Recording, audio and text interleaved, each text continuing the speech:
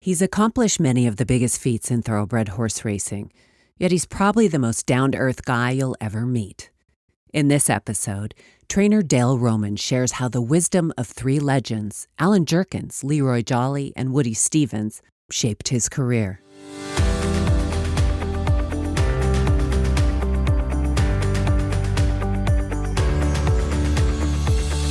This is Racehorses Etc., the podcast celebrating horsemanship. I'm Carolyn Conley. I've covered horse racing on TV for over a decade, exercised some of the best horses in the world, and represented top jockeys. Here, I speak to icons and everyday racing folks to deepen our understanding of horsemanship.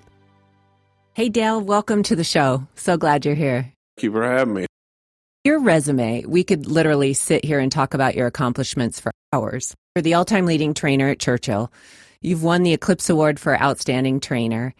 And you have wins in the Arlington Million, Breeders' Cup Mile, Preakness Stakes.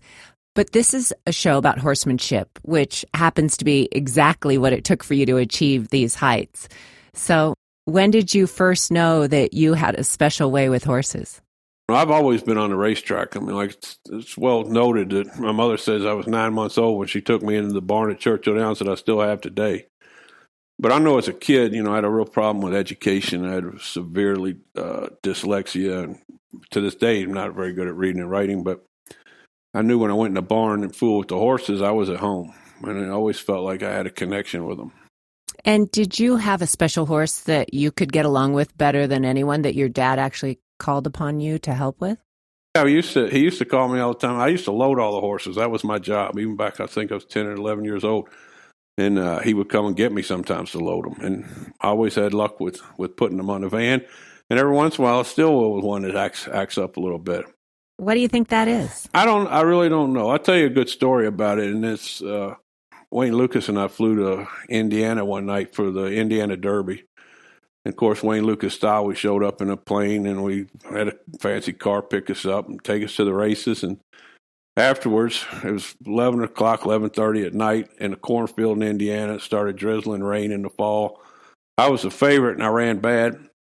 So I told Wayne, he wanted to go right to the plane. Of course, he wanted to be at the barn the next day at 4 o'clock in the morning. But we went back to the barn to check my horse, and I got out. And there was a couple loading a filly on a 2-horse bumper trailer. And it was, you could tell it was old. The truck was old. The horse, they could tell they'd been there a long time. The horse was soaking wet, and the horse wouldn't go on. And so I go on right past them, go into the barn, and I come out, and Wayne is adjusting the halter in probably a $5,000 suit in the middle of a cornfield in Indiana. He's adjusting the halter on this filly. This was probably worth less than any pony he'd ever owned in his life. In 2 or 3 circles he took her around, that filly walked straight onto the van. And we got in the car. Tammy told me later, she said she was sitting in the car with him when I was in the barn, and he was just getting more and more agitated watching, and got out and did it. So we're on the ride back to the airport. He kind of, in the back seat, he elbowed me. He said, they were looking her in the eye. You can't look them in the eye. And that's true. You can't push a horse to do anything, but they'll let you lead them anywhere. And I think one of the keys is ignoring them. If you ignore them, then they want to know why you're not getting into their space, and they'll start coming on you, wanting to know, why aren't you messing with me? Did it take you a while to figure that out, or was that something innate for you? I don't think so. I think it was always, I always kind of figured that out. I remember walking horses as a little kid, and it never look back, just let them follow you. And I watched a TV show on the other day about how horses can read people's minds. That was kind of crazy on Netflix, but it was interesting, and few of the things they said made sense. It seemed like sometimes the horses knew what you were thinking. They do that with each other, it seems, when they're out in the field. Some type of communication. I don't know if it's reading minds or some level we don't hear. But yes, they definitely, and they know one another, and they know people. They know who you are. They're a lot smarter than we give them credit for. They really seem to respond to energy, too. I've noticed if I maybe had a tough conversation on the phone and then went walking in my horse's stall, they might back away from you. Like, what's up? Well, they definitely know when you're relaxed, and that's important. I think being relaxed around them is one of the most important things if you want to get them to go somewhere. Never tense up, never be tense. And there's very few I'm going to do anything wrong. Tell me about your dad, Jerry Romans. What part did he play in your horsemanship? Well, his biggest role was introducing me to the racetrack and bringing me into the barn as a little kid. I think if he was sitting here today, he passed away when he was young. He was only 58. I think if he was sitting here today, he'd tell you that horsemanship wasn't his strongest quality. He always used to tell me he wasn't a cowboy, he's a businessman, and he learned to handicap and pick horses out of claiming races and play some recondition books. And, from early on, he kind of turned the barn over to my brother and I. So who was your biggest influence then when it came to horsemanship? I'd say some of the guys that worked for him. A guy named Roy Dixon that worked for my father. And all the guys were brothers or cousins or uncles or father and son that had worked for my dad for years. And I would get dropped off the barn early in the morning and hang out with those guys all day long. And Roy, he was like a second father to me. He taught me up from how to clean a stall, to put a shank on, to lead him around, and they would drink a lot, those guys, and they'd be a little tipsy, and it seemed like the more tipsy they got, the more relaxed the horse was, and the more relaxed they were. So I remember coming in one day, and Roy had a rough night, I guess, and came in. He was sleeping in the corner of the stall, and a wild old horse never bothered him a bit. What are some of the more memorable things Roy taught you? Maybe some methods that we don't see used today? Well, I don't know. I think things are still used. I don't think a lot of stuff has changed. I think, like when I turn around and try to teach somebody, it's some of the same old stuff. But it goes back to just keeping them relaxed and keeping them happy. And don't be tense around them. Don't be afraid. You said they sense everything. And one of the biggest things, this was very rudimentary, so if people hadn't worked in a barn, you never pull on a horse. They say the first lesson you have as a hot walker is when if they ever start running backwards, just go with them. Don't try to pull them to you. Eventually they'll stop and probably wonder why you don't pull them to you. And then they'll go on and walk right along with you. But if you go to fighting and pulling them, they go backwards twice as fast. The horse's natural instinct is just to stay safe. They want to eat and they want to be safe. And they have predators in the wild. So their only method of staying alive is to flee. So they're a flea animal.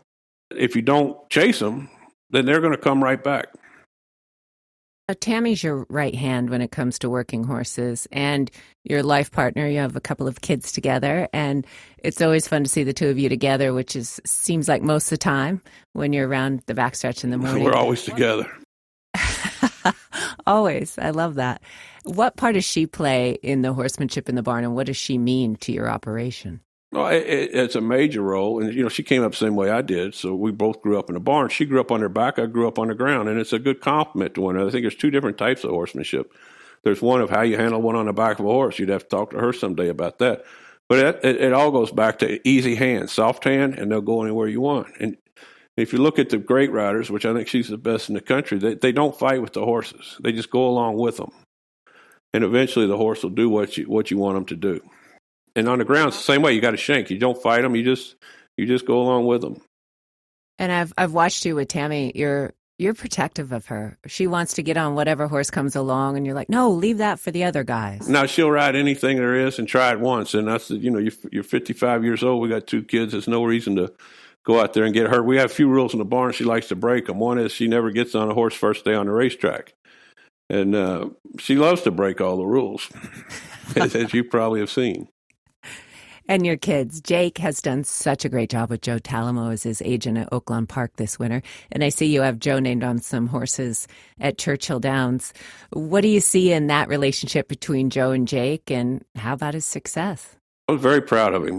Joe was a great rider, and everybody knew him as a great rider, but he hadn't had the recent success that he had when he first went to California. Nobody really knew what was going to happen when he went to Oaklawn. They won 9 stakes, and he ended up third leading rider and second in purse money, and just had a heck of a meet. And I think they're going to be a force to be reckoned with for a long time. They're two good kids, and they both love the game. And Jake's done a good job. One of the highlights of the winter is Tom Amos called me right after the meet at Oaklawn. And he said, I just want to call and let you know, because I like to hear good things about my kids. What a great job Jake did. And he said he was professional. He said he was yes or no on calls, and he stuck to them. And I was very proud of him. Is that something that you feel like you instilled in him from an early age to honor the calls? I think I probably instilled in him a way to communicate with a trainer because he was always with me, like Tammy, and everywhere we went. So he saw all the communications I had without knowing I was instilling anything in him. I think he understood. He probably has a very good idea of how a trainer thinks, how they want to be talked to, and what they need done for them. And if you need to get off a call, like I've always told him, and I'm sure he's seen it. I've had Terry Miller is my main agent for years, and if he would come in and just ask ahead of time, it's not a problem. It's in the last minute when you want to call up and take off of a horse, or if a guy's already committed to his owner, that you need to stay on it. And I think Jake did a good job of that. It's not about always squeezing out every penny. It's about the big picture and the long ball. Those are some old-fashioned values when it comes to the racetrack. When I talk to the old-timers, respect, honor, decency, values that we need to hang on to. Yeah, they are. There's always been, there's very few industries where you go out and stand shoulder to shoulder with your good friend, but your competitor. And so there needed to be respect and honor. And there is. And people that don't abide by it don't seem to last. I don't know why, but when you go out there and you're respectful to everybody and you honor your word, you'll do well. And Jake is so good at being an agent now. Do you think there's any training in his future? Because you need to pass this operation down eventually. Yeah, no, I don't. I think, there's been a Romans and Barn for Churchill Downs for over 50 years, but I think I'll be the last one. And, that's a good thing. He went his path. He loves horse racing. I don't think he's infatuated with the horses. And they're two totally different things. And I tell every kid that comes to me and says, "Oh, I love horses. I want to be in the game." I said, "Do you love horses or do you love horse racing?" And there are two things. If you love horses, you don't mind getting up and early. You don't mind cleaning their stalls. You don't mind giving them their baths. You don't mind feeding them. But it can get wearing if you're not a true horse lover. Now, if you love horse racing, I said there's a lot of opportunities in the game to work outside the barn. What part do you love the most about the 24 hours in a day when it comes to being a trainer? The best thing I think for a trainer, we all want to win. We're all at the race, but there's a lot of stress involved. And you get to a level where you're supposed to win. So when you win, the high is maybe not as high as it might have been earlier on. And if you lose, the low is as low as it ever was. But in the morning, when you see a horse go good for the first time, or if you see a young 2-year-old and see how they work, and they move so good, and the recovery time's quick, and I get 2 thumbs up from Tammy. Well, the day can't get any better than that because I know the future is going to be good. Tell me about a recent win that didn't happen at the finish line, something that you'd been kind of mulling over, maybe lost sleep over with the horse, something that needed to be adjusted or changed or fixed, that when you found that method that things changed. Patio Prado was one that was just a decision that needed to be made that I think, looking back on it, might have changed. It could have changed his whole career, which he ended up being a multiple Grade 1 winner stallion.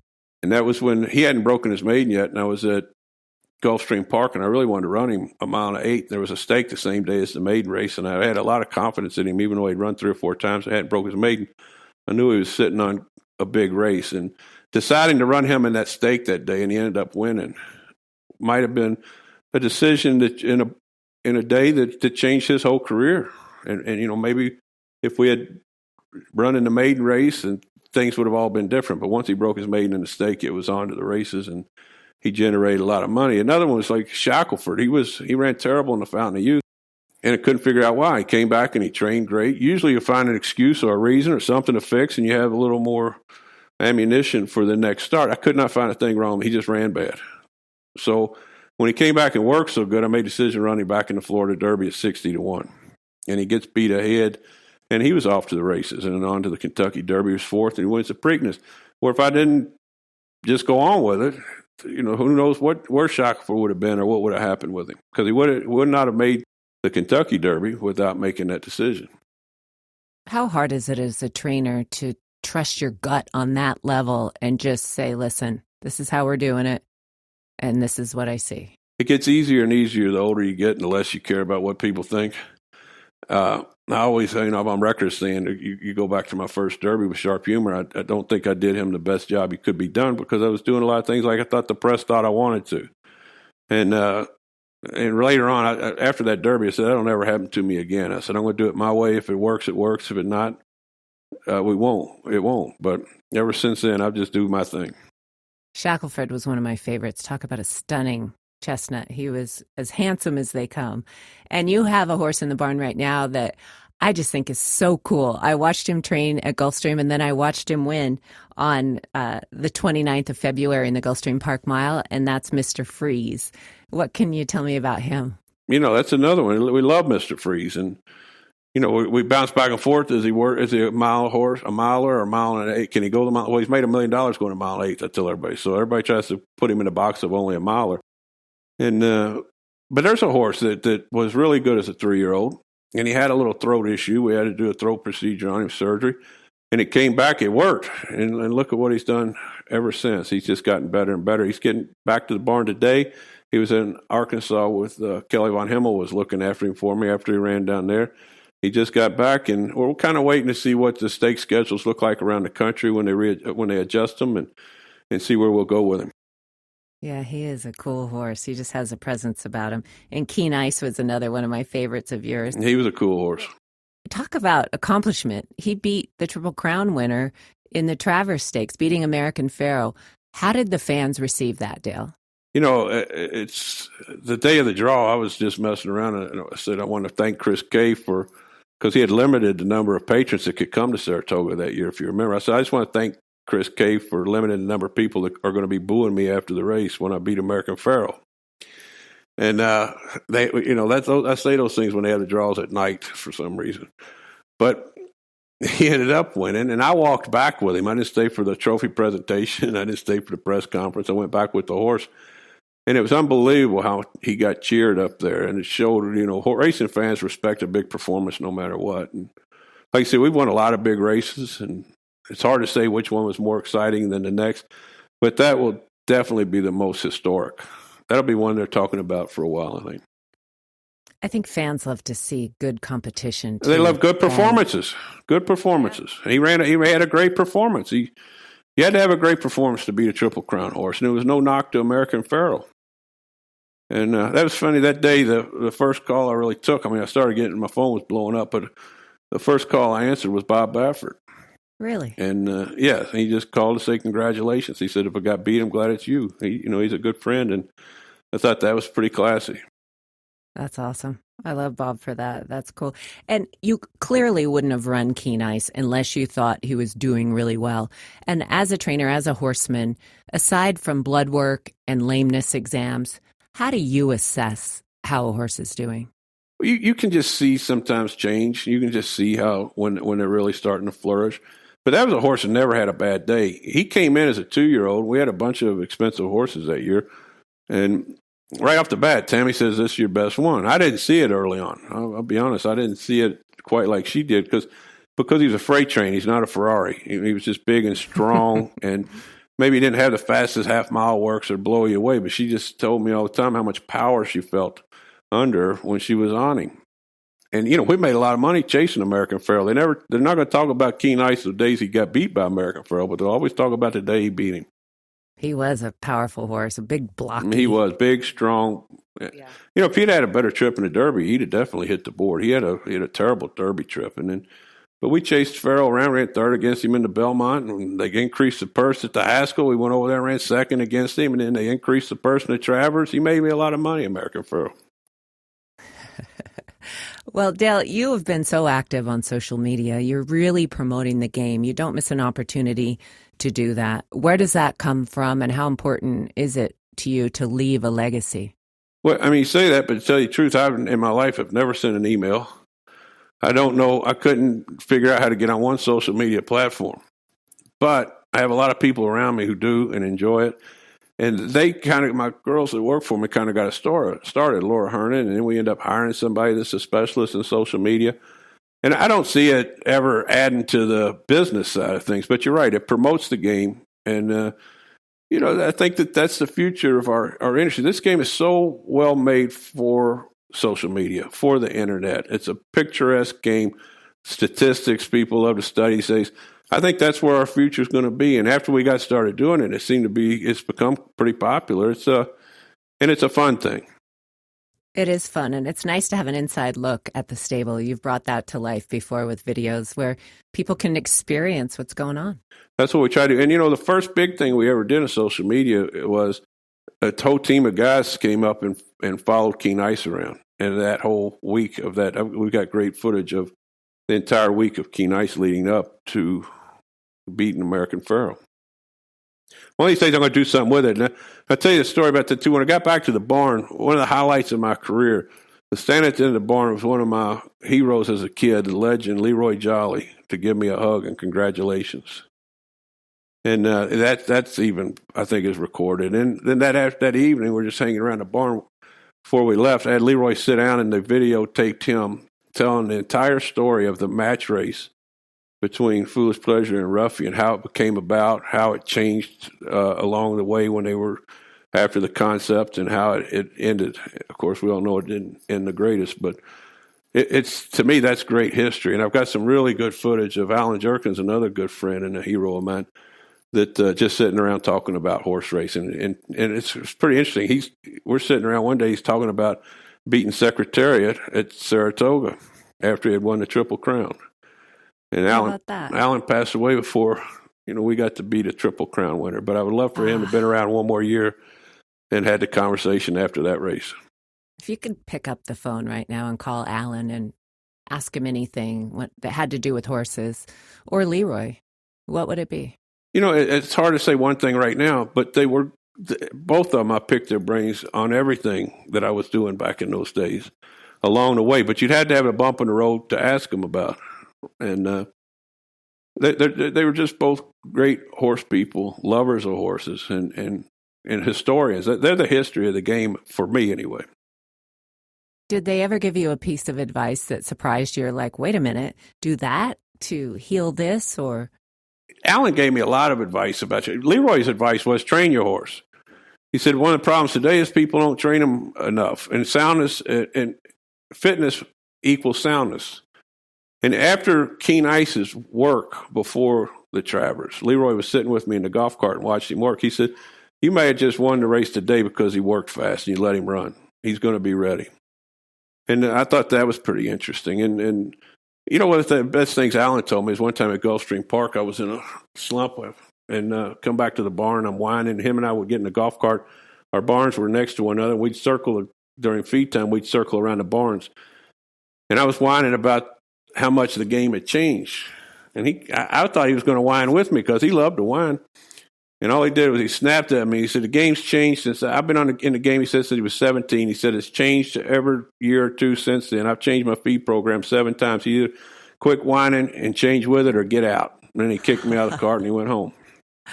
Put up or shut up. Put up or shut up. You got to change with it. Quit whining. Either fix it or go on. What's the most impressive thing you ever saw Allen do with a horse? I tell you, I don't know with the horse, but I thought one of the most impressive things was when I had Roses in May. Of course, Allen chained his father, Devil Is Due, and he was just walking the racetrack one of the first days I had him at Gulfstream Park, and Allen rides up to me. He said, "Who is that horse by? Is that a devil?" I said, "How in the heck would you know that's Devil Is Due?" He said, "Because he looks just like him and looks like all of his babies." And another thing that impressed me with Allen told me one time that he would do some stuff with the feet, and horse that was bad-footed, he would soak their feet in white gas. And I don't know what it did or what it does, and sometimes it still does. But he told me another one of my heroes that I did work for a little while, but I didn't get to know like these guys, was Woody Stevens. He said Woody had heard about him working on the feet and came over and had him teach him how to do that. And I thought any trainer that taught Woody Stevens something is pretty special. How about that? And what do you remember most about Woody? When I was only 19 when I was down there, and I was only there for a few months, and I thought, we'd get away from these claiming horses at Beulah Park and go down there and work with good horses that don't have ankles, don't have knees, that don't have, that you don't have to baby along. And I got down there and realized horses are horses. Just some of them are faster than others, and they all had the same issues. Another thing about him, he was just as good to his help as he was his clients. And all his help had been with him forever. And I always thought that was very impressive. And always wanted to feel like I treated my help as good as he treated his. How do you train your help? How do you instill your values in them? Well, most of them are Hispanic these days, and they're good people. Most of them have been with me forever. And I think that they'll follow the leader. Everybody does. And so if you have a way of doing things, and people kind of pick up and start doing it the same way. My main assistant and I have been together since we were kids, so it's not like I had to instill anything. And we go through people. Some of them don't last because they just aren't good at what they do or aren't good workers. But the ones that are good, they've been around forever. If there's one piece of advice that you could give to a young trainer coming up about horsemanship, what would you tell them? Well, there's a couple of things. I think one of the biggest things in horsemanship, especially in horse racing, is learning how to pick a racehorse. And everybody says, well, I like this about a horse, and I like that about a horse. Well, honestly, I think it doesn't matter what you like. It's fact. There's only a few types of shapes of horses that are going to be successful racehorses. And without getting into too deep, there's about 5 things they have to be a racehorse. And, Wayne Lucas is another one. Go back to him again. Him and I talk about that all the time. If they don't have those things, I'll just give, for example, one. So they don't have a long enough neck. You wouldn't even think about that. Maybe if you're a novice, then they're not going to be a racehorse. And I would tell them to be coming up, learn how to buy a racehorse, learn what a fast racehorse is supposed to look like, and that'll take you a long way. And then just, like I said, keep respecting your elders and learning as you go. And don't get discouraged. You got to get up every day and go back at it. This game will beat you down sometimes. You're losing a lot. A lot of times you're losing, but get back up and go back to work. I love it. Dale, thank you so much for taking the time today. Appreciate it. Anytime. I'm glad to see you doing this. You needed to be back promoting the game, and we appreciate what you're doing. Awesome. Well, you take care. I'll talk to you soon. Thanks. Bye.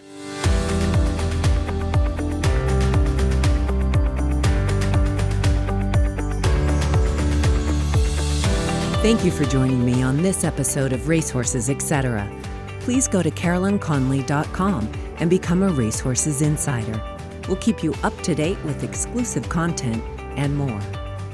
That's it for now. Remember, until we meet again, enjoy the horses.